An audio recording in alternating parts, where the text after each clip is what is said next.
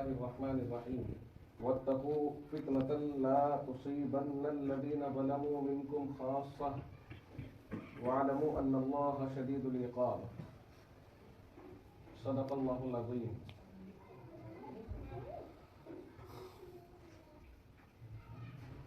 अज़ीज़ान मिल्लत, नौजवान साथियों, प्यारे दोस्तों और दीनी भाइयों, माशाअल्लाह ये रज़ापुर गाज़ियाबाद तो हम हमेशा आते जाते रहते हैं, लेकिन इस मस्जिद में, इस मोहल्ले में पहली बार हाज़िरी हुई है। आप हज़रात को देखकर, आपकी संजीदगी को देख कर के बहुत अच्छा लग रहा है, खुशी हो रही है। बड़े संजीदा लोगों का ये मजमा है। यहाँ के बच्चों में भी संजीदगी है। बड़े पुरसुकून पुरवकार अंदाज में यहाँ बच्चे बैठे हुए हैं। आमतौर से बच्चों में ये संजीदगी महसूस नहीं होती है जो यहाँ रज़ापुर की इस मस्जिद के अंदर महसूस हो रही है। सुभान अल्लाह। बच्चों में और औरतों में अगर इस तरह संजीदगी हो तो बस कोई ख़ास अल्लाह का फजल है, वरना ना तो औरतें चुप रहती हैं ना बच्चे चुप रहते हैं। लेकिन दोनों तबकों को पता नहीं होता है क्या बात हो रही है, अपनी बातों में मगन होते हैं। लेकिन यहाँ रज़ापुर के तो बच्चे भी बड़ी रज़ामंदी के साथ में बातचीत सुनने के लिए बैठे हैं। अल्लाह ताला इन बच्चों के अंदर ये सलामती, ये तवा जिस तरह महसूस हो रही है, इसको फैलाए फुलाए और आइंदा जब ये जवान हो जाए, अल्लाह ताला इनको कौम का मुस्लिह, इस्लाह करने वाला, कौम की फिक्र करने वाला बनाए। अल्लाह इनके बड़े दर्जात बनाए। जैसा कि अभी मौलाना आबिद साहिब ने आप हजरात को आज यहाँ पर बैठने और आपके जमा होने की गरज व गायत चंद लफ्ज़ों में बतलाई दी कि जमीयत उलमाए हिंद जो हमारे अकाबिर की मोतबर जमात है, मैंने कई दफ़ा गाज़ियाबाद में इसके ऊपर बात कही कि जमीयत उलमाए हिंद को समझने की ज़रूरत है। बाज़ दफ़ा हम अपने अकाबिर को समझे बगैर उनके ऊपर तबसरा कर देते हैं। समझे बगैर बेहतर है कि समझ लिया जाए। अगर बगैर समझे, कभी ऐसा भी होता है, हमने तो देखा है कि माँ बाप को तो सब जानते ही हैं कि मेरे माँ बाप हैं, लेकिन अगर औलाद माँ बाप से बदगुमान हो जाए किसी वजह से, वो उसकी अपनी कोई वजह है, उसका अपना दिमाग है, तो माँ बाप के ऊपर दूसरों को, अड़ोस पड़ोस के लोगों को तरजीह देने लगते हैं और माँ बाप की बुराइयां पड़ोस में जाके करने लगते हैं। यहाँ तक तनज़ुली हो जाती है बाज़ दफ़ा। तो बहरहाल ये हमारे अकाबिर और ये हमारे बड़े और जिम्मेदार हजरात हैं जो अल्लाह के फजल व करम से प्यारे हबीब सल्लल्लाहु अलैहि वसल्लम की उम्मत की रहनुमाई का काम अंजाम दे रहे हैं। हबीब पाक सल्लल्लाहु अलैहि वसल्लम ने उम्मत को जिस फिक्र के साथ और जिस कुड़न के साथ राह खुदा दिखाई है, आपकी सीरत से वो आया है, वाज़ेह है, और सब जानते हैं कि आपने इस राह खुदा में कितनी मशक्क़तें उठाई हैं। एक दफ़ा तो आपने यहाँ तक इरशाद फरमाया कि वलक़द उख़िफ़्तु फ़िल्लाहि वमा युख़ाफ़ु अहदुन, कि मुझे राह खुदा में इतना डराया गया कि इतना किसी को नहीं डराया गया। वलक़द ऊज़ितु फ़िल्लाहि वमा युज़ा अहदुन, और मुझे राह खुदा में इतना सताया गया कि किसी और को इतना नहीं सताया गया। आपने सारी मशक्क़तें बर्दाश्त करके, तकलीफ़ें उठा के और उम्मत को अल्लाह की राह दिखा के और फिर इस उम्मत को उलमा के हवाले फरमा दिया और ये फरमाया कि मैं आखिरी नबी हूँ, मेरे बाद कोई नबी नहीं आएगा। अगर मेरे बाद कोई नबी आता तो उमर नबी बन जाता। कुरान करीम में अल्लाह रब्बुल इज्जत ने ये इरशाद फरमा दिया, मा काना मुहम्मदुन अबा अहदिम मिन रिजालिकुम वलाकिन रसूलुल्लाहि व खातमुन नबिय्यीन, कि मोहम्मद सल्लल्लाहु अलैहि वसल्लम तुम में से किसी मर्द के बाप नहीं है, लेकिन आपके बारे में फरमाया कुरान ने, लेकिन ये रसूलुल्लाह, अल्लाह के रसूल हैं और नबियों के सिलसिले को खत्म करने वाले, यानी आपके बाद कोई नबी नहीं आएगा, ये आखिरी पैगंबर हैं। आपको थोड़ा सा हो सकता है किसी को इश्काल पैदा हो कि हमने तो सुना है कि आपके एक बेटे का नाम तैयब, ताहिर, कासिम, इब्राहिम, और कुरान करीम कहता है कि तुम में से किसी माकाना मोहम्मदुन अबा अहदिम मिन रिजालिकुम, तुम में से किसी मर्द के बाप नहीं। तो मर्द के बाप नहीं है तो जो लड़के थे वो मर्द थे कि नहीं थे? कुरान करीम ने फिर ये कैसे कह दिया कि तुम में से किसी मर्द के बाप नहीं है? एक सवाल जहन में पैदा हो सकता कि नहीं हो सकता? जब आपके 4 बेटियां पैदा हुई, बेटे भी पैदा हुए, तो बेटियों को मुअन्नस कहा जाता है, बेटियों को मुज़क्कर कहा जाता है। वही औरतें होती हैं बेटियां, वही मर्द होते हैं बेटे। तो पैदा होना शरीयत में, सुन्नत में, किताबों में लिखा हुआ है, और कुरान करीम किसी मर्द के बाप होने की नफी कर रहा है। तो इसीलिए इस सिलसिले में ये बात ज़हन नशी रखनी चाहिए कि अल्लाह ने जो ये मना किया है कि तुम में से किसी मर्द के बाप नहीं है, इसके ये माना नहीं है कि रसूलुल्लाह के घर में बेटे पैदा नहीं हुए, बल्कि अल्लाह रब्बुल इज्जत ने यहाँ ताजे खत्म नबूवत आपके सर पे सजा दिया है। उसकी तायद में कहा गया है कि तुम में से किसी मर्द के बाप नहीं, यानी आपका कोई बेटा बड़ा नहीं हुआ, आपका कोई बेटा जवान नहीं हुआ कि वो मर्द बन जाए आगे चल कर के, और कहीं ऐसा ना हो कि वो ये कहने लगे कि साहब मैं नबी ज़्यादा हूँ, मेरे ऊपर भी वही आ रही है, और आपको चूंकि आखिरी नबी बनाया गया तो रब ने इंतजाम भी फरमा दिया कि बेटे दे भी लिए और दे भी दिए और ले भी लिए, और ये जाहिर कर दिया कि अगर नबी बनाना होता तो यहाँ भी लवाश इब्राहिम लकाना सिद्दीक़न नबिय्या, अल्लाह के नबी अलैहिस्सलाम की इब्ने माजा की हदीस है, अगर मेरा बेटा इब्राहिम जिंदा रहता तो नबी बन जाता, लेकिन जब वो जिंदा ही नहीं रहा तो नबी क्यों बने? तो नबूवत का आखिरी मरहला आपके ऊपर ला करके खत्म कर दी गई नबूवत को, इसलिए आपके बेटे तो दिए लेकिन बेटे को जिंदा नहीं रखा गया, ताकि ये फितना कहीं आगे चल करके वजूद में ना आ जाए और कोई कहने लगे कि मेरा बाप नबी था, मैं भी नबी बना हुआ हूँ। आपकी नबूवत को इतना महफूज रखा, आखिरी नबूवत को, खत्म नबूवत को, कि आपके बेटे होने के बावजूद अल्लाह ने इस मसलिहत से उनको उठा लिया कि जवान होने का मौका ही नहीं दिया। तो दुनिया में नबूवत का दरवाजा बंद कर दिया अल्लाह ने, फिर कोई नबूवत का दावा करे, कोई कहीं करे, ये सब झूठे और दज्जाल होंगे।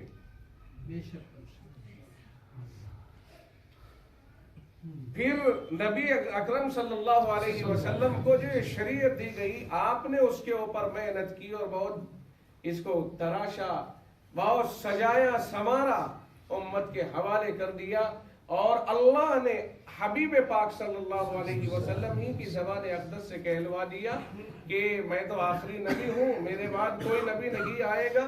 तो फिर एक सवाल ये भी पैदा होता है कि जब आप आखिरी नबी हैं, कोई नबी नहीं आएगा, तो नबूवत का काम भी आपके साथ ही चला जाएगा या बाकी रह जाएगा? जिस काम को आप लेकर के दुनिया में तशरीफ लाए, यही मेहनत ला इलाहा इल्लल्लाह मुहम्मदुर रसूलुल्लाह सल्लल्लाहु अलैहि वसल्लम, ये जो मेहनत आपने की है और इस मेहनत के ऊपर जो उम्मत को डाला है, और आपने यहाँ तक फरमा दिया है कि कयामत जब तक नहीं आएगी जब तक दुनिया में हर कच्चे पक्के घर में मेरा कलिमा न पहुंच जाए।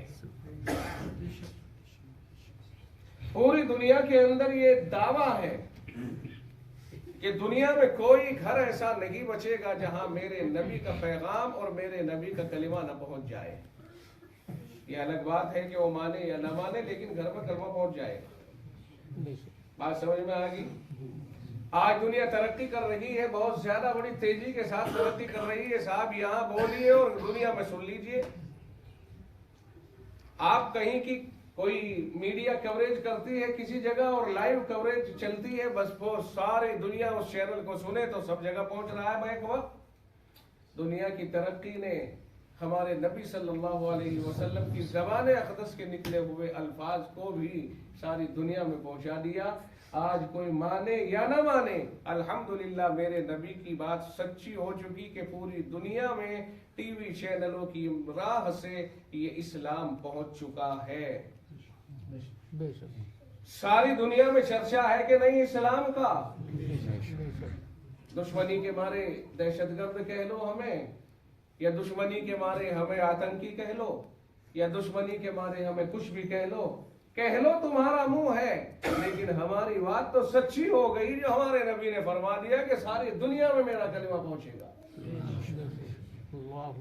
हमारे लिए तो खुशी की बात है कि तुमने हमारी मुखालफत करके हमारा चर्चा कर दिया, मेरे नबी की बात को सच्चा कर दिखाया।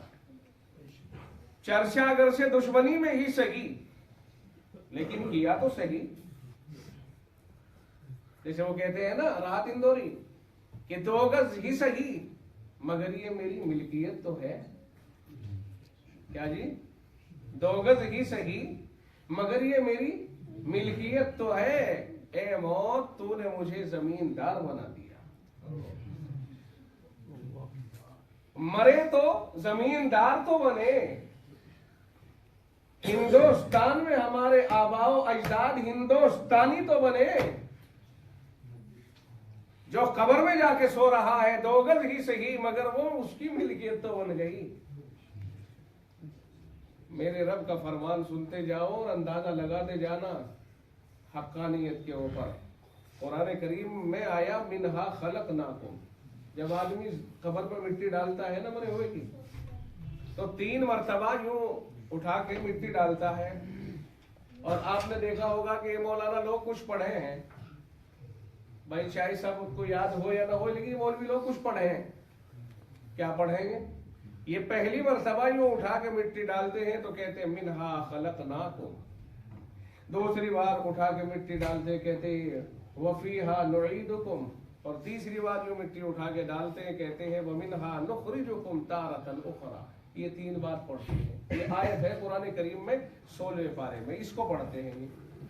भाई क्यों पढ़ते हैं? इसलिए पढ़ते हैं कि इसमें 3 ही बातें अल्लाह ने बताई हैं। जरा समझ लो, आप भी बहुत जनाजों को मिट्टी देते हो। भाई ऐसा तो नहीं कि बस बाज तो इस तरह धमाधम फेंकना शुरू कर देता। अरे कब्र भरवाना मकसूद नहीं, कब्र भरने वाले तो फावड़े लिए हुए खड़े हैं, वो भर देंगे कब्र को। आपके हाथों से जो मिट्टी डलवाई जा रही है, अल्लाह ताला एक बात कह रहा है आपसे, तो उसका इकरार कराया जा रहा है यहाँ कब्र पे खड़ा करा के। क्या है वो बात? अल्लाह ने यूं सच फरमाया मिनहा खलकनाकुम, हमने तुमको इसी जमीन से पैदा किया है। पहली मर्तबा हमने यूं मुट्ठी भर के पानी मिट्टी डाली जमीन पर कब्र में, तो अल्लाह ये कहलवा रहा मिनहा खलकनाकुम कह दो, यानी जबान दिल में डाल दिया कि कह दो, दिल में आ गया। हमने यूं मिट्टी उठाई और कहा मिनहा खलकनाकुम। तो अल्लाह ने यही फरमाया ना, हमने तुमको इस मिट्टी से ही पैदा किया है। पहली मर्तबा तो हमने ये कह दिया। दूसरी बार क्या कह रहे हैं? दूसरी बार ये कह रहे कि वफीहा नुईदुकुम, और इसी में हम तुमको लौटा देंगे। बताओ लौट रहा कि नहीं वो? और तीसरी मर्तबा जो हाथ से मिट्टी उठा के डालते हुए कहलवाया जाता है वमिनहा नुखरिजुकुम तारतन उखरा, इसी में से हम तुमको फिर दोबारा निकाल देंगे। अल्लाह हमसे ये कहलवा करके मुर्दे को दफन करवा रहा है, और हर एक यही कहकर के दफन कर रहा है। अल्लाह ने जो 3 बातें बयान फरमाई, इसी से हमने तुमको पैदा किया है, इसी में हम तुमको लौटा देंगे, इसी में से हम तुमको फिर दोबारा निकाल देंगे। तो पैदा होना हमारा ये साबित हो गया हमारा यूं कि आदम अलैहिस्सलातु वस्सलाम को मिट्टी से पैदा फरमाया था, और हम सब आदम के औलाद हैं। तो आदम के वास्ते से सारे के सारे मिट्टी से पैदा होना साबित हो गया कि नहीं हुआ? नंबर 1। नंबर 2, हजरत अबू हुरैरा रज़ी अल्लाह ताला अन्हु इसी आयत करीमा के तहत बयान फरमाते हैं कि अल्लाह ताला जब किसी बंदे को पैदा करता है तो फरिश्ते से कहता है कि मिट्टी इसमें मिला दो, यानी एक तरफ से जो पानी चल करके दूसरे कारखाने में पहुंचा है, यानी रहमे मादर में, वहां जो उस पानी को अल्लाह ताला परवरिश करेगा बच्चेदानी में, तो फरिश्ते से कहा जाता है कि इसमें मिट्टी मिला दो। तो फरिश्ता किसी जगह की जहां का अल्लाह का हुक्म होता है वहां की मिट्टी उठा करके उसमें लगा देता है, और फिर मिट्टी उसमें मिल करके बच्चे की परवरिश होती है। ये भी हदीस है। तो इस तरह से तो सब मिट्टी से पैदा होने साबित हो गया नहीं सबका। तीसरी बात, अल्लाह रब्बुल इज्जत ने सारी ग़िज़ाएं जमीन से पैदा फरमाई है। अगर हम तरबूज खा रहे हैं तो जमीन से पैदा हो रहा है, अगर हम अनार खा रहे हैं तो जमीन से, अंगूर, संतरे, सेब, कौन सा ऐसा फल है जो जमीन से ना पैदा हुआ हो? है कोई ऐसा? जो जमीन से पैदा होने वाला फल है, जब पेड़ नीचे बीज डाला, फिर पौध बनी, पौधा बना, फिर शजर बना, फिर वो बड़ा, फिर होते होते उसमें फल आने लग गए। अब वो जो फल नीचे जमीन में तो जड़ है उससे, यार फल ऊपर आ रहे हैं, तोड़ तोड़ के जो आप खा रहे हो, बताओ तो सही आए कहां से? अब अल्लाह ने जमीन की शक्ल को बदल दिया। आप अगर डायरेक्ट मिट्टी खाएंगे तो हराम है, लेकिन रब ने मिट्टी की शक्ल को बदल के सेब बना दिया तो मौज मस्ती से खाओ। वो मेरे रब की कारीगरी है कि जिसने मिट्टी का सेब बना दिया। ये मेरे रब की कारीगरी है कि जिसने मिट्टी का इंसान बना दिया। अल्लाह रब्बुल इज्जत ने इंसानों को समझा दिया कि सारी मखलूक के ऊपर हम हैं और हम जैसे चाहे वैसे करते हैं। हमसे कोई ये नहीं पूछ सकता आप क्यों और कैसे कर रहे हैं। ये हमारी अपनी कारीगरी है। तो शक्ल बदल रही कि नहीं बदल रही? आप कहते हैं टाइल लगी हुई है, टाइल कहाँ से बनी जी? मिट्टी से। कहाँ पैदा होती है कि जी वो उधर पैदा होती है, एक सूबा हैगा, फिर वहां से आई चमकदार पैदा हुई। अरे मिट्टी थी ना, ये भी तो मिट्टी है ना, बड़ी खूबसूरत लग रही है। तो खुदावंद आलम ने सारी चीजों को अपने कंट्रोल में कर लिया। वो जैसे चाहता है करता है, तगय्युर तबद्दुल करता रहता है। वो जब अल्लाह चाहता है तो पानी को बहा देता है, और जब चाहता है तो पानी को जमा देता है। कभी रब पानी को बहाता है और कभी रब पानी को जमाता है। जब वो बहाता है तो सुनामी बन जाती है, और जब वो जमाता है तो ग्लेशियर बन जाते हैं। ये मेरे रब का कमाल है। अगर वो बहाए तो सुनामी आ जाए, और अगर वो जमाए तो ग्लेशियर बन जाए।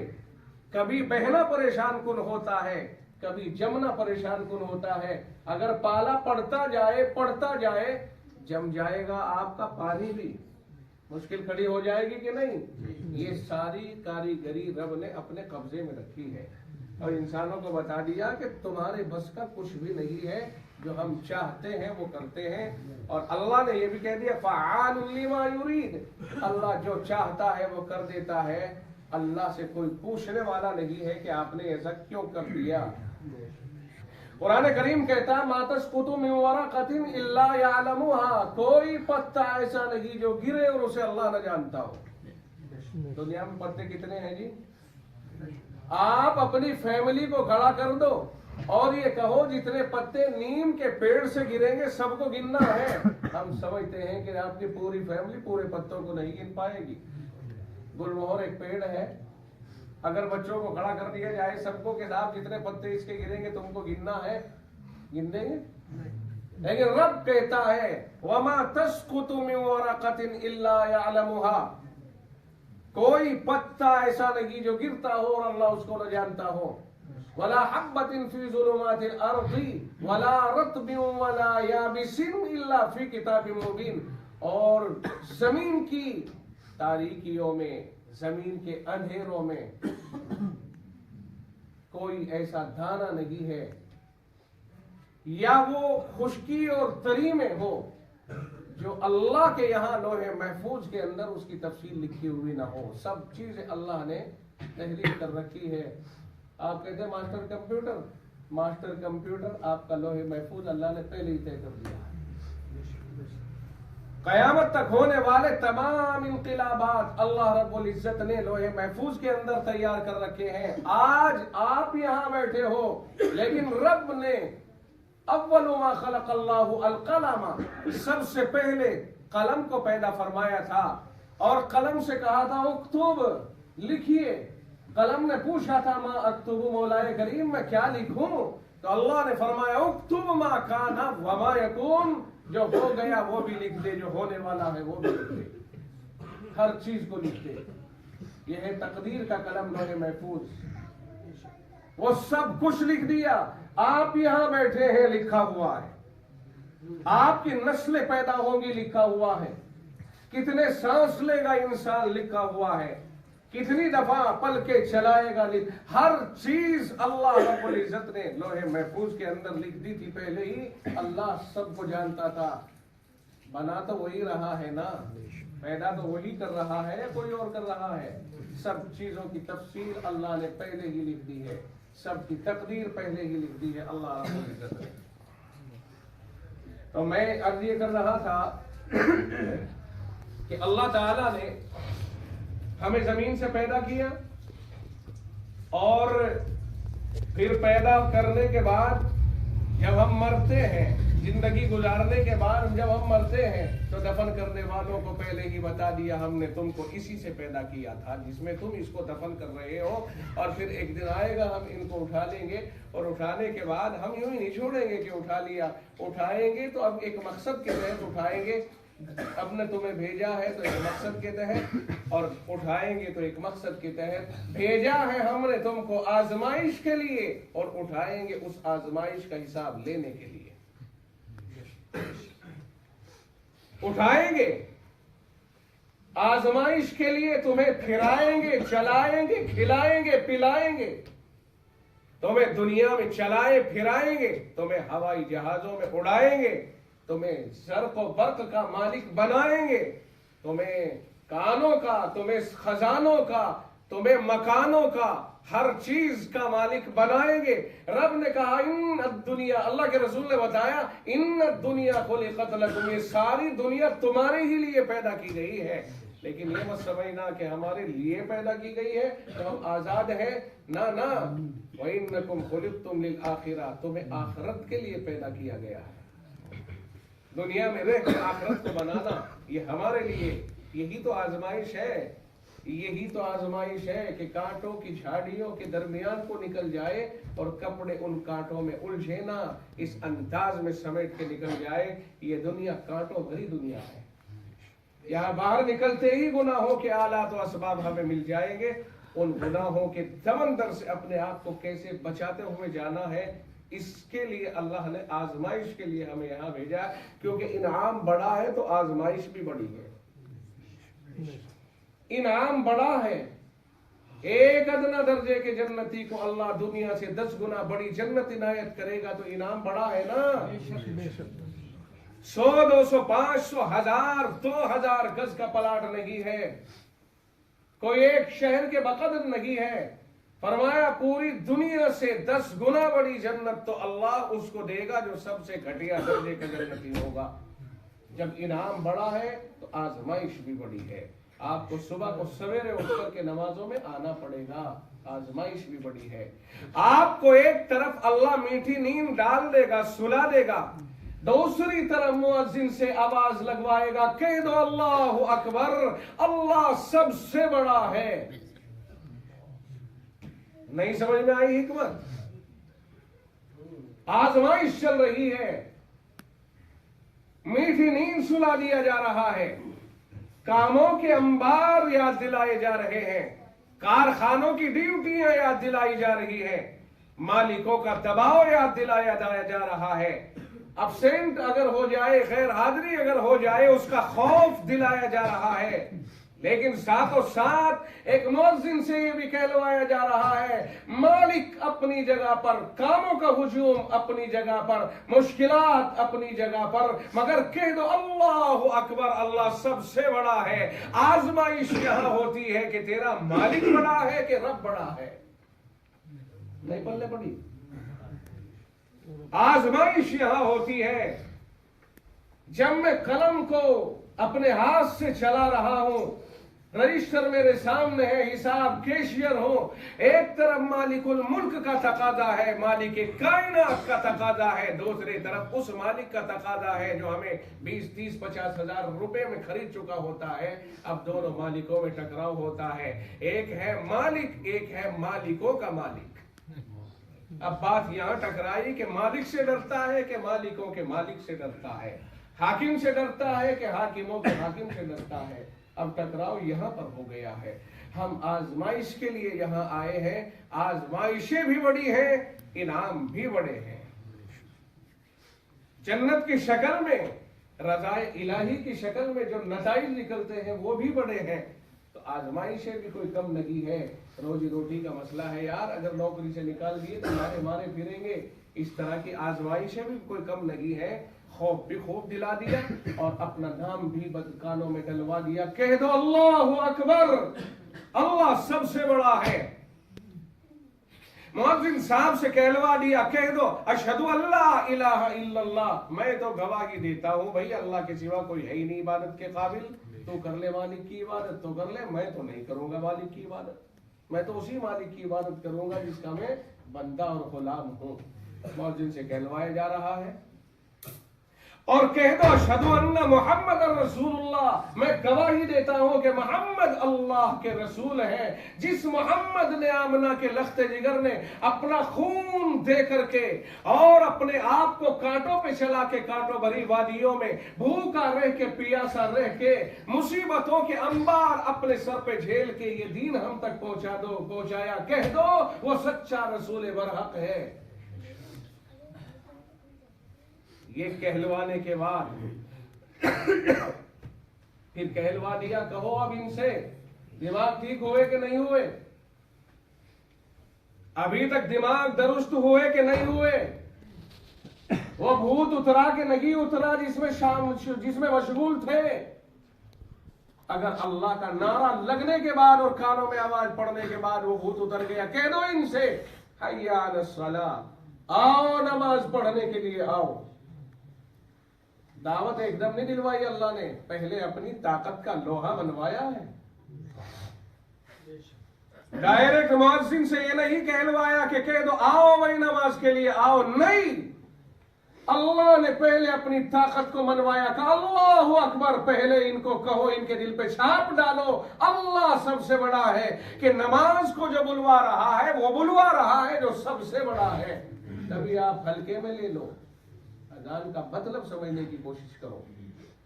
अजान का ये मतलब नहीं है कि आ कर दिया और हो गया। कि साहब हिंदुस्तान से ज्यादा खराब लहजे में दुनिया में शायद कहीं अजान नहीं होती है। ऐसा लगता है जैसे ये भगा रहा हो वापस, बजाय इसके के बुलाए, ऐसा लगता है जैसे भगा रहा हो। हमारे हिंदुस्तानियों के मुकद्दर में तो मुअज्जिन ही ऐसे आ गए हैं अल्लाह की फजल से कि जिनकी आवाजों के ऊपर बजाय जी करने के मस्जिद की तरफ को बहुत से लोग इसमें कहां जा रहे हैं, कौन आवाज दे रहा है, इस तरह से। और कमाल ये कि कभी सीखने की भी कोशिश नहीं करते। अजान एक इबादत है, अल्लाह का बुलावा है, उसके लिए अंदाज भी इख्तियार। बाज बाज तो इस तरह से अंदाज इख्तियार करते हैं, अल अमान अल हफीज, और लड़ लड़ के अजान पढ़ते हैं। कहले मैं ही पढ़ूंगा साहब। राजस्थान में जाया करते हैं हम एक जगह, एक बड़े में आया, कहले कितने दिनों को, ये तो 20-30 साल से ये पढ़े अजान के फला टाइम की तो मुकर्रर कर रखी, मुअज्जिन या कोई और हो, लड़ने के लिए बैठ जाते, इसकी लड़ाई खेली भी न जाने की। अजान सीखने को भी तैयार नहीं होते। हमारा आलम तो ये है। तो मैंने बताया अल्लाह सबसे बड़ा है, अल्लाह के सिवा कोई माबूद नहीं है, मोहम्मद अल्लाह के सच्चे रसूल हैं। अब कहलवाया, अब इनसे कह दो, जब ये सारी बातें समझ में आ गई कि सबसे बड़े की आवाज है, उसके सिवा कोई इबादत के काबिल नहीं, इबादत का और ये इताअत का जो मजमून पेश किया है वो उसके रसूल बहक ने किया है, किसी ऐरे गैरे का मजमून नहीं। तब कहा, कह दो नमाज के लिए चल पड़ो, हय्या अलस्सलाह। और शराइत लगा दिए कि ये इबादत कोई ऐसी इबादत नहीं कि मुंह उठाया और दावत में चल पड़े। शराइत है कि कपड़े मैले तो गवारा हो सकते हैं लेकिन नापाक गवारा नहीं हो सकते। पहली बात तो यह है कि मैले ही क्यों रखें, कि साहब वो मैं काम करता हूँ, कारखाने में रहता हूँ, पता चला वो कारखाने वाला इधर काला तेल लगा हुआ, इधर मिट्टी लगी हुई है, इधर ये लगा हुआ है, भागा आ रहा, क्या जी मैं वो कारखाने में रहता हूँ।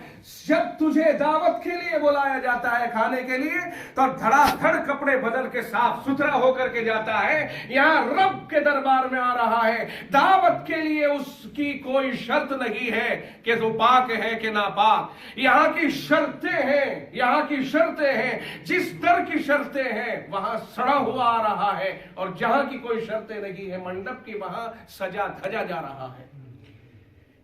यही है जिन कपड़ों की हम रात के वक्त में सोने में जिनको इस्तेमाल करते हैं, सुबह के वक्त में उठा भागा चला रहा है कि साहब कहां जा रहा है, नमाज को जा रहा हूं, वो रात का लोवर, वो रात की लुंगी, वो सड़ियल से कपड़े और पहन का कहा रखा, नमाज पढ़ लो और अब ऑफिस जाना है जी, ऑफिस का लिबास लाओ, ऑफिस का लिबास लाए। एक मुसलमान की ये शान।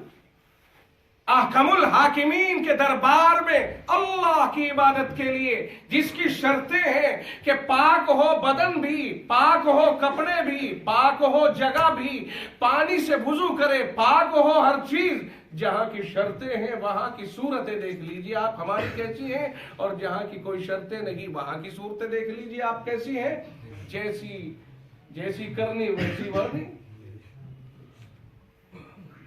आप दावत में जाना है जी, गाड़ी निकाल लाओ, अरे भैया जरा गाड़ी पे वो मारो, पानी मारो और कपड़ा मारो, दावत में जाना है ना, और जरा मेरे जूतों के ऊपर को पॉलिश भी लगा दो, दावत में जाना है ना। कपड़ों पे परेश नहीं हुई तो मरने मारने को तैयार का, तुम्हें पता नहीं था आज मैं फंक्शन में जाऊंगा, परेश नहीं हुई मरने मारने को तैयार है। दावत में बगैर परेश के कपड़े जाते हुए पहन करके बड़ी शर्म आ रही है, यार दुनिया मुझे क्या कहेगी, ले साहब यूं चलाए। और जब अहकमुल हाकिमीन के दरबार में जाता है, जहां की शर्तें इस कदर कि इंसान नापाकी की हालत में मस्जिद में कदम तक नहीं रख सकता है, नाजायज है उसके लिए मस्जिद के दरवाजे के अंदर, मस्जिद के फर्श के ऊपर कदम रखना, जब वो नापाकी की हालत में हो, उसे गुस्ल की हाजत हो रही हो, इस सूरत में उसके यहां आने में कोई किसी किस्म का हमारे यहाँ एहतमाम नहीं होता है। सुबह की नमाज में उमूमन देखा जाता है बहुत सारे लोगों को कि बस यूं ही उठे और चले गए, कहा वो जा रहे हैं बढ़िया ही नमाज, अगर कोई नमाजी बहुत सारे ऐसे नजर, मैं सबकी नहीं बात कर रहा हूँ, बहुत सारे, मैंने बाहर लोगों से कहा भी भाई ये रात का कहा, ये रात का है मेरा, अब ये कैसे आ रहे हो तुम, यार वो कपड़े बदलने में फिर बाद में उतारना चढ़ाना, ये अच्छा साहब यही है हमारी पोजीशन। मैं मुआशरे की इस्लाह की बात करने के लिए बिठाया गया था, मगर मुझे आप बताइए कि मुआशरे से मुताल्लिक बातें हो रही है कि नहीं हो रही है। मस्जिदों के अंदर आने के आदाब हैं, बैठने के आदाब हैं, बोलने के आदाब हैं, नमाज पढ़ने के वक्त में कपड़ों के आदाब हैं। रब कहता है या बनी आदम कद अंज़लना अलैकुम लिबासन युवारी सौआतिकुम वरिशा व लिबासुत तक़वा ज़ालिका खैर ज़ालिका मिन आयातिल्लाहि लअल्लहुम यज़क्करून। लिबास यूं ही नहीं कि अपनी मर्जी से लेकर के चल दिए। ईद के मौके पर मुसलमानों के बच्चों के लिबास देखो, एक से एक कार्टून बना फिरता है कि साहब कितने का आया, कि साहब 2500 रुपए का शोरूम से लेकर के आया हुआ जोड़ा। तो देखने के एतबार से ऐसा महसूस हो रहा है कि अगर गांव में निकल जाए तो कुत्ते चिपट जाए। बाल देखो जी क्या अंदाज है, अरे साहब क्या ठिकाने। ऐसा महसूस होता है जैसे दुनिया का सबसे कार्टून आजम यही है। वो नौजवान कहने के लिए क्या कर रहा है, कहा LLB कर रहा है, तो दिमाग खराब हो गया। LLB में तेरे ये आया कि बाल ऐसे ही चलेंगे। नबी रहमत सल्लल्लाहु अलैहि वसल्लम की सुन्नत है और आपका तरीका, आपका अंदाज। आप मुझसे कहेंगे आप तेरे बाल भी तो बहुत बड़े हैं, तो मेरे बाल जो बड़े हैं ये वो बड़े नहीं है जिसको आप समझ रहे हैं वो बड़े। अल्लाह के नबी अलैहिस्सलातु वस्सलाम ने या तो पूरे सर के बाल मुंडाए हैं और या फिर जो रखे हैं तो फिर 3 तरह के बाल, लिम्मा, जम्मा, वफरा, यानी कहीं से भी नहीं कटाए और यूं चलते रहे। या तो आपने कान की लौ के बराबर नीचे के कटा दिए, और या कभी आपने आधी गर्दन तक रख कर के नीचे के कटा दिए, और कभी आपके सरे अकदस पे बाल इतने लंबे पट्टे होते कि आपके कंधों को छू जाया करते थे। ये रसूल रहमत सल्लल्लाहु अलैहि वसल्लम के 3 तरह के बाल होते थे। यहाँ इधर कुछ नहीं रखना चाहेंगे, कहा भाई अबे पता चल गया हमें तो कि इधर कुछ नहीं है, इधर बहुत कुछ है। कायमुल साहब बता गया था कि नबी के बाल इस तरह के होते थे, तो लाओ हम भी रखे, नबी के यहाँ भी थे। तो मेरे भाई, हम मुसलमान जब ही हैं जब हम नबी के तरीकों को फॉलो करें, जब हम नबी के तरीकों और नबी के उस्वा के ऊपर चले। नबी रहमत सल्लल्लाहु अलैहि वसल्लम के बारे में रब ने फरमाया कि लक़द कान लकुम फी रसूलिल्लाहि उस्वतुन हसना, तुम्हारे लिए नबी की जिंदगी में बेहतरीन नमूना है। नमूने का मतलब यह है कि जिस जैसा बनना चाहो वो नबी की जिंदगी है। क्या जी? जिस जैसा कोई बनना चाहे, अगर कोई बनना चाहता है तो वो नबी के तरीके के ऊपर चलने की कोशिश करे। यानी नबी के तरीके पे चल के कोई नबी तो नहीं बन सकते, रहेंगे तो उम्मती है, लेकिन नबी के तरीके पे चल करके खुदा के महबूब बन जाएंगे। इसलिए कि महबूब का महबूब होता है, यानी नबी खुदा का महबूब है, और आप नबी के तरीके पर चलकर नबी के महबूब बन जाए तो जब रब के महबूब का महबूब होगा वो खुद रब का महबूब बन जाएगा। इसीलिए अल्लाह ने फरमाया है, कुल इन कुंतुम तुहिब्बून अल्लाह फत्तबिऊनी युहब्बिबकुमुल्लाह। बड़ी तवज्जो की जरूरत है। ये मजमून जो मैं पेश कर रहा हूं, अल्लाह ने कुरान करीम में फरमाया कि ए मेरे नबी फरमा दीजिए लोगों से, इन कुंतुम तुहिब्बून अल्लाह, अगर तुम अल्लाह से मोहब्बत करते हो, यानी अगर तुम ये कहते हो कि हम तो अल्लाह वाले हैं, अल्लाह से मोहब्बत करते हैं, तो सुनो फत्तबिऊनी, मेरी इत्तिबा करो। मालूम हुआ कि रब के करीब जाने के लिए नबी की इत्तिबा शर्त है। इत्तिबाए नबवी के अलावा अगर कोई रब का महबूब बनना चाहे नहीं बन सकता, क्योंकि कुरान कहता है जब इत्तिबाए नबवी होगी या इताअत रसूल होगी, युहब्बिबकुमुल्लाहु, तो फायदा क्या होगा इताअत रसूल का? फरमाया अल्लाह तुमसे मोहब्बत करेगा, व यगफिर लकुम जुनूबकुम, और उस मोहब्बत का नतीजा ये निकलेगा कि अल्लाह तुम्हारे गुनाहों को माफ फरमा देगा। कुरान कहता है, भाई मैं तो बता रहा हूँ, कुरान कह रहा है, लेकिन शर्त क्या लगा दी इसके साथ कि इत्तिबाए नबी, इताअत नबी, इताअत रसूल शर्त है अल्लाह का लाडला बनने के लिए, और अल्लाह का लाडला बने और गुनाह सारे साफ हुए। ये अल्लाह ने खुद फरमाया है अपने कलाम के अंदर, अपने कुरान के अंदर। तो दूसरी जगह अल्लाह ने इसी को फरमाया, लक़द कान लकुम फी रसूलिल्लाहि उस्वतुन हसना, कि तुम्हारे लिए रसूलुल्लाह सल्लल्लाहु अलैहि वसल्लम की जिंदगी में बेहतरीन नमूना है। आईना देखा नहीं? आईना देखो, आईना आपको आपके सारे ऐप बता देगा कि कहां कहां क्या है।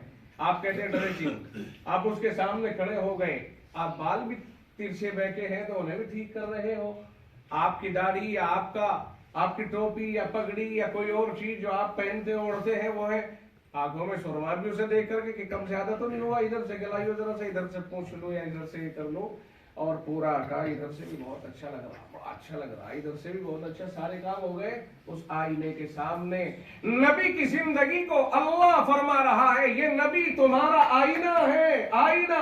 नबी की सीरत में अपनी शक्ल और सूरत को देखो, अपनी सीरत को देखो। जिसकी सीरत नबी की सीरत के सामने आएगी, वहां आपको और हमको पता चलेगा कि अब हम में कितनी कमी है और कितनी कमी पूरी हो गई। जिसे कसौटी बनाना है, मेरे रब ने फरमाया आइडियल अगर किसी को चुनना है तो नबी के साथ आइडियल है पूरी दुनिया के लिए, क्योंकि नबी को ढाला है रब ने, नबी को पाला है रब ने, नबी को सांचे में उतारा है रब ने। फिर जब वो सेट हो गया पूरी तरह से, नबी की साथ जब सेट हो गई और साफ मजबूत हो गए, तो तब नबी ने डाला है कुरान करीम का वजन। उससे पहले अल्लाह ने 40 साल तक कुरान करीम का वजन नहीं डाला, पहले आपको सेट किया है कुरान के लिए। बात समझ में नहीं आई? पहले अल्लाह ने आपको सेट कर दिया, जब आपकी मुकम्मल सेटिंग हो गई, आपका ऑपरेशन करना पड़ा, आपके सीने का ऑपरेशन करना पड़ा, शक्के सदरी जिसको कहते हैं, बचपन में, फिर बड़े होकर आपका, और फिर उसके बाद में जब आप मेराज तशरीफ ले गए, 4 मर्तबा आपका ऑपरेशन किया गया है अल्लाह के अहकामात के का तहम्मुल कराने के लिए, ताकि आप अल्लाह के भारी अहकामात के वजन को बर्दाश्त करने के काबिल हो जाए। यूं ही नहीं कुरान उतारा आपके ऊपर के आप भेज दे जाओ भाई जिब्राइल, भागे चले जाओ, वो बैठे हुए वहां देखे आ जाओ। नहीं, पहले आपको इस लायक बनाया गया। जब नबी मुकम्मल मंच गए, सेट हो गए, तब कुरान करीम आपके ऊपर भेज दिया गया। अब कौम से कहा गया, पूरी दुनिया से, ओ दुनिया वालों सुन लो, ये एक नमूना मैंने तैयार किया है मोहम्मदुर रसूलुल्लाह की शक्ल में। सुन लो दुनिया वालों, एक नमूना मैंने तुम्हारे लिए तैयार किया है। लक़द कान लकुम फी रसूलिल्लाहि उस्वतुन हसना, तुम्हारे लिए रसूल महबूब सल्लल्लाहु अलैहि वसल्लम की जिंदगी में बेहतरीन नमूना है। और दूसरी जगह इरशाद फरमाया, वमा आताकुमुर रसूल फखुज़ूहु वमा नहाकुम अन्हु फंतहू। ये नमूना इतना कामिल व अकमल है कि जो तुम्हें ये हुक्म दे उसे मानना जरूरी तुम्हारे लिए, और जिस काम से तुमको रोक दे उससे तुम्हारे लिए रुकना जरूरी है। इतना तैयार कर दिया हमने। अब नबी बोलता है, खुदा बोलता है। कुरान कहता है वमा यंतिकु अनिल हवा, नबी अब अपनी ख्वाहिश नफ्स से कुछ नहीं बोलता है। जो बोलता है आमना का लख्त जिगर, तो रब वो आपकी जबान पे बोलता है। आप अपनी मर्जी से कुछ नहीं कहते हैं, आप तो रब की मर्जी के मुताबिक बोलते हैं। आपकी सारी जिंदगी अब रब चाहिए हो गई, आपकी मन चाहिए इतनी भी नहीं बाकी रही। तब बताया अल्लाह ने कि ये है नमूना। हनी सिंह नमूना है। कौन नमूना है हमारा? रसूल रहमत सल्लल्लाहु अलैहि वसल्लम। और रसूल को नमूना किसने बनाया? रब्बे जुल जलाल ने। और ये फरमाया अब इसके बाद कोई नमूना नहीं आएगा। फरमाया इसे आखिरी बना करके भेज रहा हूं, इसके बाद कोई नहीं आएगा। ये आखिरी पैगंबर है। पैगंबर चले गए, पैगंबरों वाला काम बाकी रहा। तो मोहम्मदुर रसूलुल्लाह सल्लल्लाहु अलैहि वसल्लम की ज़बानी कहलवा दिया कि नबी तो नहीं, लेकिन नबियों वाला काम बाकी है। मोहम्मदुर रसूलुल्लाह ने फरमाया ये काम इन्नल उलमा वरसतुल अंबिया, ये मौलवी इस काम को करेंगे जो नबियों के वारिस हैं। कुछ समझ में आ रहा है? एक सवाल पैदा हुआ था, मैंने कहा था जमीयत उलमा हिंद क्या है, इसे समझ लेना चाहिए। बात उधर चली गई, इधर चली गई। मैं ये कह रहा था कि जमीयत उलमा हिंद क्या है, इसको समझ लेना चाहिए। जमीयत के माना आते हैं इकट्ठे लोगों की जमात। जैसे आप बैठे हुए हैं, इसको कहेंगे जमीयत। जमीयत का मतलब है मजमा, जमात। और जब उसके साथ लगा दिया उलमा, तो ऐरो गैरों का मजमा नहीं, बल्कि उनका मजमा जिन पर मोहम्मदुर रसूलुल्लाह ने एतमाद फरमाया है, उनका मजमा जिन पर रब्बे जुल जलाल ने एतमाद फरमाया है कि नबियों को रोक दिया, अब कोई नबी नहीं भेजूंगा, फिर मेरे रब तेरा ये भेजा हुआ काम कैसे चलेगा। तो एतमाद किस पे किया? बोल दो। एतमाद उन पर किया जो इस इल्म को सीखेंगे, जो सीख लेंगे वही आलिम कहलाएंगे। भाई आलिम कहीं से टपका है? आलिम किसी को युग यार में वहां जा रहा था, एक दिन जेसीबी चल रही थी कि आलिम वहां से 5 सांप पा गए। कभी देखा हो भाई, कहीं मिट्टी खुद रही हो, कहीं भराव हो रहा हो, केले भाई सड़क निकल रही थी वहां को, अब की मरतबा तो वहां से फला के खेत में से बहुत सारे आलिम पाए। तो फिर क्या करे? तो सरकार ये कह रही कि इन्हें सबको इमाम बना दो जो वहां जेसीबी से खोदे हैं। ऐसा तो नहीं होता ना। होता कैसे है यार, हमारे और आप ही के बच्चे हैं बेचारे, ठीक है ना, और फिर हम में जज्बा पैदा कर दिया अल्लाह ने, भाई मैं इसको मदरसे में भी भेजूंगा, इमाम साहब कैसे पढ़ाया जाएगा, हमारा बच्चा देखो स्कूल भी जाएगा, और वो भी कि ठीक है कोई बात नहीं। फिर उसकी रहनुमाई की गई, तायद की गई, और अल्लाह ने उसको आहिस्ता आहिस्ता आहिस्ता उसको आलिम बना दिया। आलिम बन गया। तो अभी तक तो वो आपका बच्चा था, आम बच्चा था, जैसे ही वो आलिम बन गया तो मेरे नबी के फरमान के मुताबिक वो नबियों का वारिस बन गया। आए हाय, क्या हुआ? वो कहां से आया? खेत में से नहीं, बाग में से नहीं। इस साल पौध नहीं लग रही मौलवियों की कि पौध लगा दी साहब और बो दो, और बहुत सारे मौलवी मौलवी मौलवी मौलवी एक पेड़ बन गया कि साहब ये मौलवी लटक रहा है इसे तोड़ दो। ऐसा तो नहीं ना। वही हमारा बच्चा, वही छोटा सा बच्चा, वही बेचारा पढ़ने के लिए आ गया, कभी पिटता, कभी कभी ऐसा भी हो जाता है एक दो डंडी मारने। आज के दौर में तो ऐसा ड्रामा हो गया अल्लाह की पनाह, वो अगर किसी ने एक दो हाथ मार दिया तो न तो उसकी माँ थामी थमती तेजाज भागी भागी, मतलब कि कौन खायो मेरे बाप का, यूं कर दूं इसकी यूं कर दूं। उनकी गालियों का अंदाज न देखा तुमने औरतों की। वो अपनी नहीं कहती, अपनी नहीं कहती, अपने बाप की बतावे है, वो मेरे बाप का यूं, मेरे भाइयों का यूं। गाली देने का अंदाज सुना औरतों का। भला जो उसको आखिरत के लिए तैयार कर रहा है, खुदा की कसम उसे गालियां पड़ रही है। आपने उसको बनाया, पैदा कर दिया, रब ने आपके जरिए उसको पैदा कर दिया है, लेकिन आपने तो पैदा करने के बाद अब छोड़ दिया, टीचर बनाएगा उसको जो बनाना है। आपने तो उसको हैवान बनाया है। हैवान कहते हैं जानदार को, जानवर को हैवान कहते हैं। पर हैवानों की दो किस्में हो गई, एक अकलमंद हैवान है, एक बेअकल है। बेअकल वो है जो शेर, चीते, गधे, घोड़े ये जानवर हैं, और अकलमंद ये है जिसे इंसान कहते हैं। लेकिन है तो सब जानदार ही, और जानदार को जानवर कहते हैं। अगर मैं आपको कह दूं ये जानवर, तो आप चिढ़ जाओगे, यू क्या कह रहा भाई, जी मुल्क साहब ने मुझे जानवर कह दिया जी। हम सब जानवर हैं, यानी जानदार। बोलो जानवर किसको कहते हैं जी? जानदार। और वही अरबी में हैवान कहलाता है। हैवान कहते हैं जानदार को। अब हैवान दो तरह के, यानी जानदार दो तरह के होते हैं, अकलमंद और बेअकले। अकलमंद इंसान है, बेअकले गैर इंसान जानदार है। इसी को नाम पड़ गया, इसको हैवान नातिक कहते हैं, उसको हैवान गैर नातिक कहते हैं। नातिक वही अकलमंद, और गैर नातिक वही तुम्हारा ताबेदार। कि साहब ऊंट को लेकर के चल रही है, अगर उसमें इतनी अकल होती तो वो तुम्हें सवारी देता। घोड़े को लेकर चल रही है, जानदार है, वो तुम्हें सवारी देता। उसकी अकल अल्लाह तबारक व तआला ने पीछे हटा दी है, उसे दी नहीं थी अकल के जो वो तुम्हारे ऊपर सवारी कर लगे। अच्छा मुझ पे सवारी गांठ रहा, आज मैं चलूंगा। वो बुग्गी में चढ़ के बैठ लिया, आपसे कहा तुम जुड़ो। नहीं तो अल्लाह रब्बुल इज्जत ने इंसानों को ये मर्तबा दिया है जो सारी दुनिया पे राज करे। हाय हाय, अल्लाह ने अपना खलीफा इंसान ही को बनाया, और फिर ये खिलाफत के बजाय मुखालफत करे। नहीं समझ में आए? खिलाफत को अदा करने के बजाय अल्लाह की खिलाफत का मतलब ये था कि तू मेरे हुक्मों को दुनिया में नाफिज कर। पूरा कुरान देख लीजिए, हर तरफ से कुरान मजलूम है। आज दुनिया के अंदर कहीं भी अल्लाह के हुक्मों को नाफिज नहीं किया जा रहा है।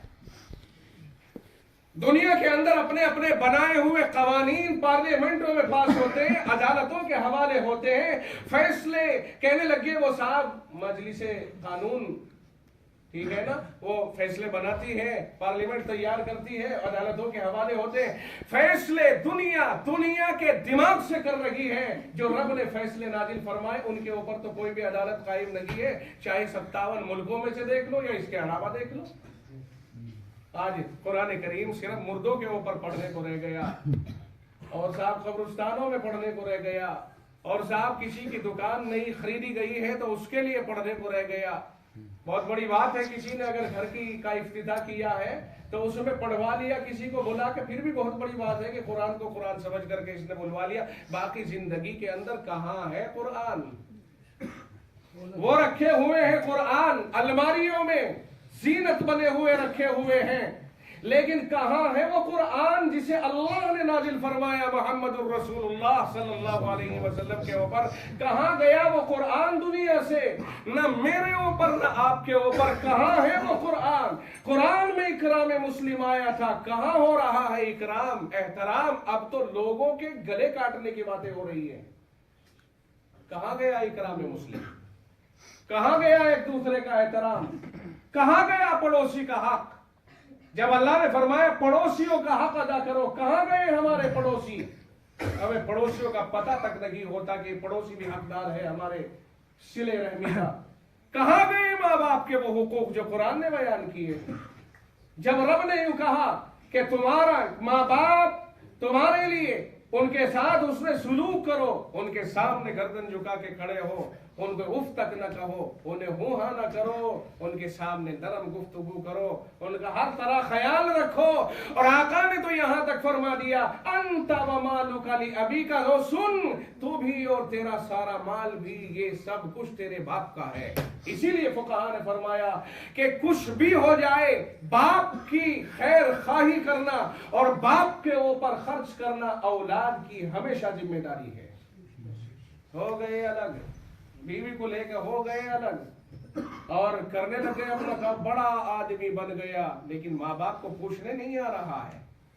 और अब तो वही खुल गए कि साहब माँ बाप को वहां डाल दो उनके अंदर, जो बाहर मुल्कों में थे वो हिंदुस्तान में भी सुना है खुलने लगी, तैयारियां चल रही हैं। माँ बाप को वहां डाल दो जी, हमें तो फुर्सत है नहीं, पैसे वैसे बता दियो जमा कर देंगे, करते रहो इनकी खिदमत। जिस माँ के कदमों के नीचे जन्नत अल्लाह ने रखी है, उस माँ को धुतकार रहे हैं हम। सारी दुनिया की खिदमत कर लेना, याद रखना, माँ बाप अगर तुमसे राजी नहीं है, जन्नत वाजिब नहीं हो सकती।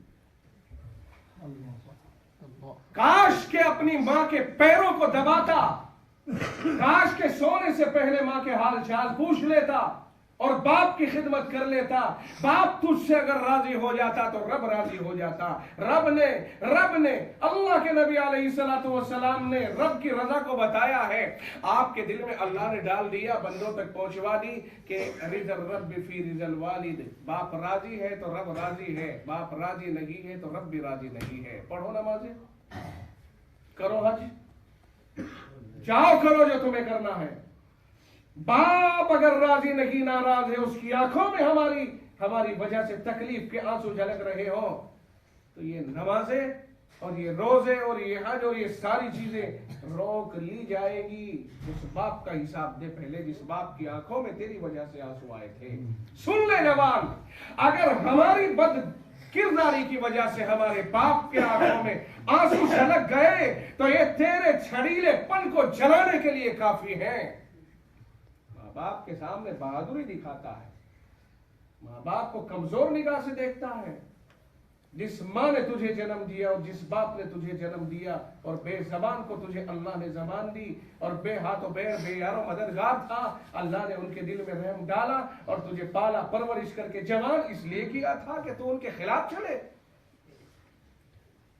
उस दिन को याद कर जिस दिन जमीन पे पटका गया तुझे और डाला गया, तो पैदा हुआ था, कुछ भी नहीं कर सकता था। अगर ये रहम माँ बाप के दिल में न डालता अल्लाह, तो कहीं जवानों को जवानी का मौका मिलता? फिर माँ बाप के साथ में बदसलूकियां, क्या मैं ये माशरे के सिलसिले में बात नहीं कर रहा हूं? क्या हमारा माशरा इन परेशानियों का शिकार नहीं हुआ जा रहा है? क़यामत की अल्लाह के नबी ने 15 अलामतें बताई है। 15 उसमें यह भी है कि वबर्र सदीक़हु व जफ़ा अबाहु, दोस्तों के साथ प्यार और मोहब्बत से पेश आएगा और बाप के साथ इंतहाई खतरनाक अंदाज में पेश आएगा। क्या हमारे माशरे में ऐसा नहीं है कि दोस्तों की दोस्ती को निभाने के लिए माँ बाप को फटकार तक लगा देते हैं? और फिर फरमाया अल्लाह के नबी ने, फरमाया अतार रजुल ज़ौजतहु व अक़अम्महु, माँ की नाफरमानी करेगा और बीवी को खुश रखने के लिए उसकी बातों को मानेगा धड़ाधड़। माँ देख रही है कि बीवी के लिए तो सब कुछ है और माँ के लिए कुछ भी नहीं। फरमाया क़यामत का इंतजार करो। तो मेरे भाई, अल्लाह के नबी सल्लल्लाहु अलैहि वसल्लम की जिंदगी में नमूना है। यही तो फरमाया अल्लाह ने कि नबी की जिंदगी मैंने तुम्हारे लिए आइडियल बनाई है। आकाए नामदार सल्लल्लाहु अलैहि वसल्लम जियराना के ऊपर कुछ माल तकसीम फरमा रहे थे। मक्का मुकर्रमा के करीब एक जगह है जियराना, जहां से उम्रे के लिए एहराम भी बांधा जाता है। उसे बड़ा उम्रा कह देते हैं। तो जो बड़ा उम्रा करना तो वहां चला जा, अरे छोटा उम्रा करना मस्जिद आयशा चला जा। खैर, वहां कुछ माल तकसीम कर रहे थे। आकाए रहमत सल्लल्लाहु अलैहि वसल्लम के पास एक बूढ़ी औरत आई।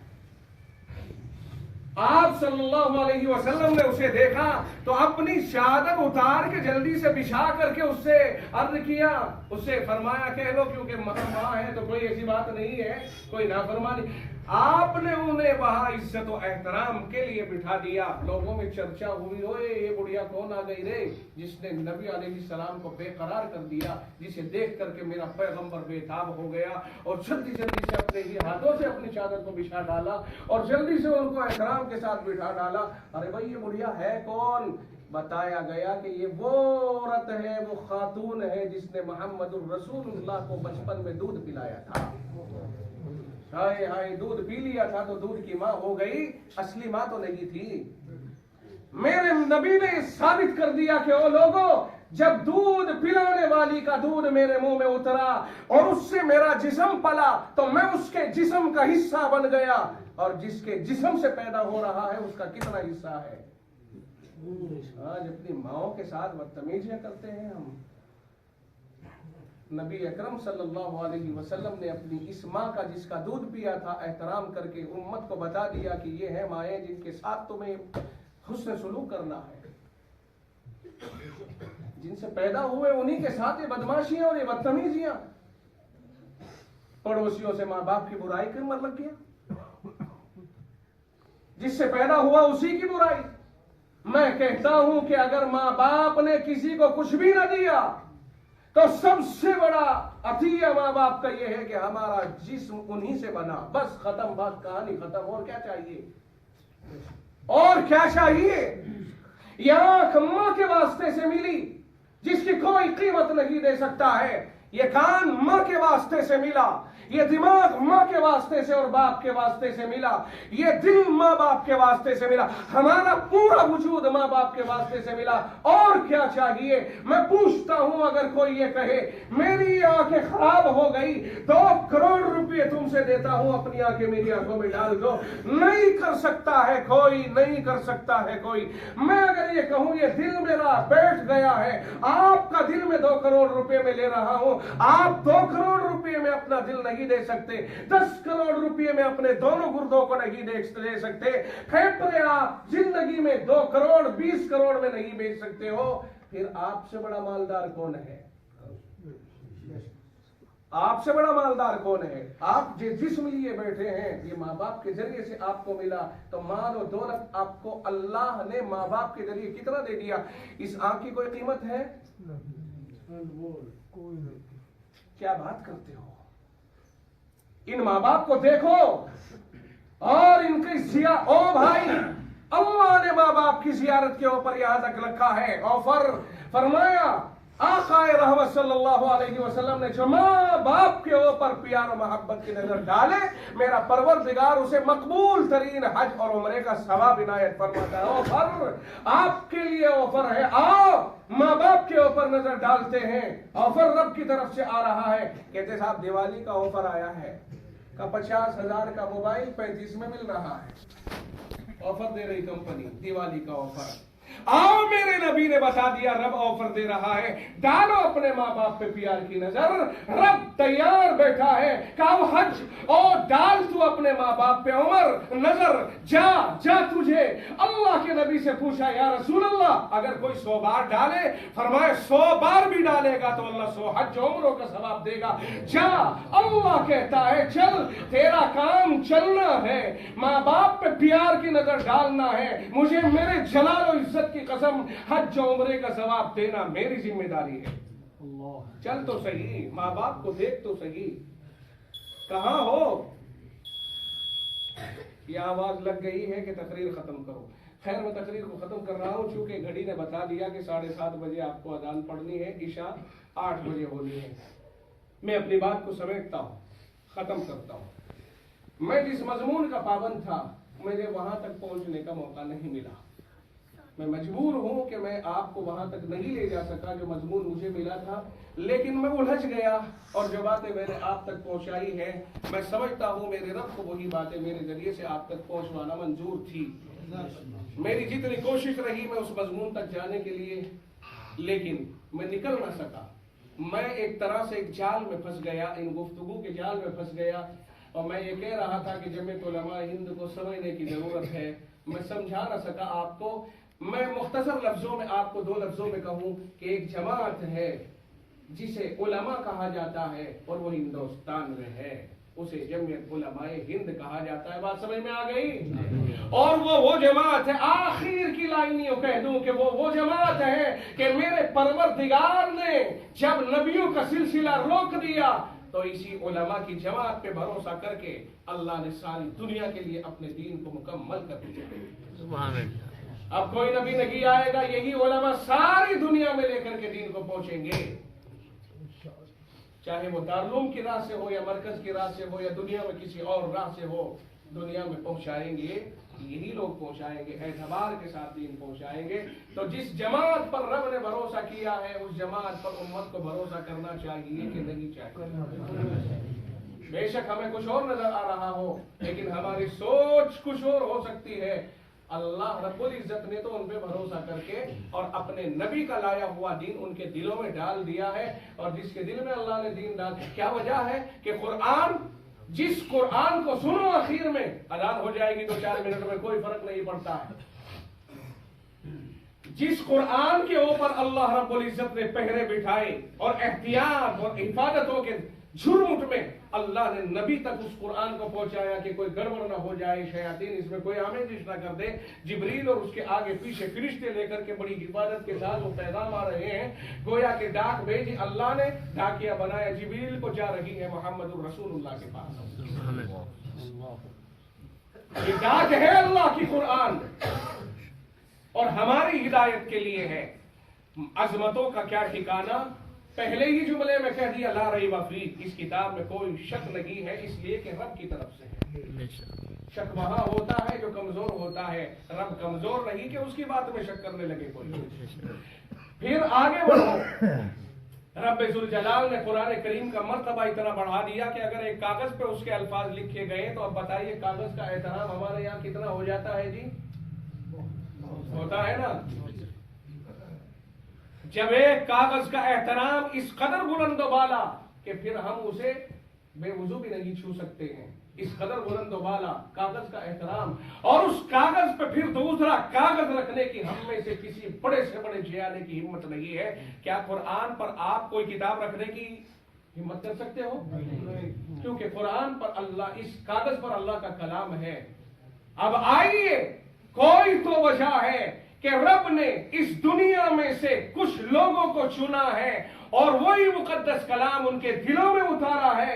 आखिर उस दिल के अंदर कुछ तो अल्लाह ने देखा होगा कि इसी दिल में डाल दिया कुरान। बाकी बहुत सारे मोहल्ले में बगैर कुरान वाले दिल फिर रहे हैं, लेकिन एक को अल्लाह ने आलिम और हाफिज बना दिया है। मालूम हुआ कि जब वर्के के ऊपर कुरान उतरा तो वर्का मुअज्जम हो गया, जब इंसान के अंदर कुरान उतरा तो इंसान मुअज्जम हो गया। उसी को उलमाए हिंद कहते हैं, हम उन्हीं को उलमा कहते हैं। हिंद लगा दिया या उलमा दुनिया लगा दिया। दुनिया में जितने इल्म वाले हैं वो अल्लाह के पसंदीदा हैं। अल्लाह से हिफाजत की दुआ करते रहें और जो कुरान में लिखा बुजुर्गों से पूछ करके उनके ऊपर अमल करते रहें। और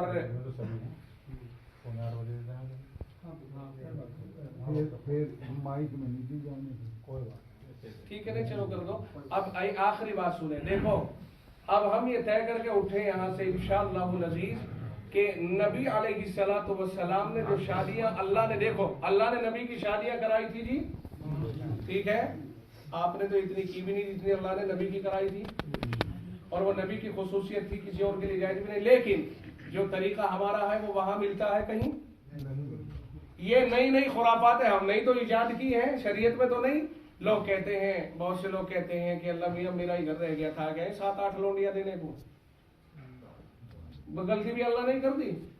अरे रस्में हमने बनाई है, रस्मों को अगर खत्म कर दे तो 50 लोंडियां भी भारी नहीं है किसी को। कितनी? 50 बेटियां किसी बाप को भारी नहीं, क्योंकि शरीयत ये कहती है जो निकाह कर रहा है खर्चा उसी के जिम्मे है। तो अब बताइए हमारे लिए क्या भारी? और बेटियां तो इतना बड़ा इनाम अल्लाह ने फरमाया, अल्लाह के नबी ने, कि बेटियां इतना बड़ा इनाम है कि जो आदमी इन बेटियों की परवरिश में परेशान हो जाए, जो इन बेटियों की परवरिश करता रहे, आजमाइश में मुब्तला हो जाए, फरमाया इन बेटियों की वजह से अल्लाह ताला उसे जहन्नम से महफूज कर देता है। ये तो बेटियां इतना बड़ा इनाम है। तो अपनी शादियों को सादा बनाइए और ये जो पैसा है ना, आड़े वक्त के लिए बचाइए, आगे हमें पता नहीं है हालात दुनिया में क्या आ सकते हैं। बात समझ लो, देखो इशारे से बता रहा हूं मैं आपको। हमें पता नहीं दुनिया के हालात, मैं नहीं कहता हिंदुस्तान के हालात, तो अल्लाह का शुक्र है बहुत अच्छे, अल्लाह रखे, लेकिन दुनिया के हालात कैसे बन सकते? किसी पता था कि लॉकडाउन लगेगा? हो गया ना, कुछ नहीं कह सकते। और आगे आगे जिस तरह ये लॉकडाउन लगा है ना, इसका 100 गुना जबरदस्त लॉकडाउन लगेगा जिस जमाने में दज्जाल आएगा। हमें नहीं पता कि वो कब आएगा, लेकिन हदीसों में है कि आएगा, और हालात जमाना बता रहे हैं कि ज्यादा दिन नहीं है उसके आने में। लॉकडाउन देखा क्या है? अल्लाह के नबी ने फरमाया कि उसे खुदा इस कदर ताकत इनायत फरमाएगा कि जमीन से अगर वो कहेगा कि जमीन बंजर हो जा, जमीन नहीं उगाएगी, और कहीं कहेगा उगा दे तो उगा देगी, मुर्दों को जिंदा कर देगा। वो हमारे ईमानों की जांच के लिए होगा। आज अपने ईमानों को महफूज रखो, वो हमारे ईमानों की जांच के लिए दज्जाल का खुरूज होगा, और होकर के रहेगा, और ईमानों को जांचा जाएगा।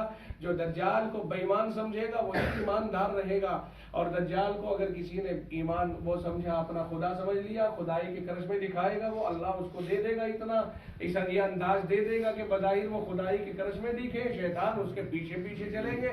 आज भी मैं क्या कहूँ, आज भी आप देखते होंगे कहीं कहीं नेट के ऊपर के कोई है शयातीन का पूरा जाल। इसी तरह की बात है कि साहब आप अभी उठे भी नहीं, और आपकी तकरीर यहाँ लिख करके कागज के ऊपर बता दी कि उठ के आओ, यही मिलेगा जो आप बताएंगे। ये जिन्नात इतने हरामी होते हैं, ये सारा काम करा दे रहे हैं, आपको अंदाजा नहीं इस बात का। जिन्नात सारा खेल दुनिया में खिलवा रहे हैं। अल्लाह हिफाजत फरमाए। वो दज्जाल सारी ताकतें दिखाएगा, अगर कोई नहीं मानेगा उसे अपनी जहन्नम में डाल देगा, हदीस में आता है वो जन्नत है, और कोई मानेगा उसे अपनी जन्नत में डाल देगा, हदीस में आता है वो जहन्नम है। जी हाँ, बचे उन फितनों से, मैंने आयत पढ़ी थी, वत्तक़ू फितनतन ला तुसीबन्ना अल्लज़ीना ज़लमू मिनकुम खास्सा। उन फितनों से बचे जो तुम में से सिर्फ उसी को नहीं पहुंचेंगे जो जालिम है, जिसने वो फितने इजाद किए, बल्कि दुनिया उनकी लपेट में आ जाएगी। अच्छा बताओ, जहेज का फितना सारी दुनिया लपेट में आ रही कि नहीं आ रही? गरीब और अमीर सब परेशान है कि नहीं है? जूते उठाने का फितना पता नहीं किसने लगाया होगा कि भाई जूती चुराई चल रही है। अब ये जो जूते चुराई का फितना है, बताओ कितने लोग चलाया होगा, किसी एक ने, और चल रहे हैं बहुत सारे। और मेरे भाई सलामी वाले मसाइल देखिए गैर महरमों में जाके क्या क्या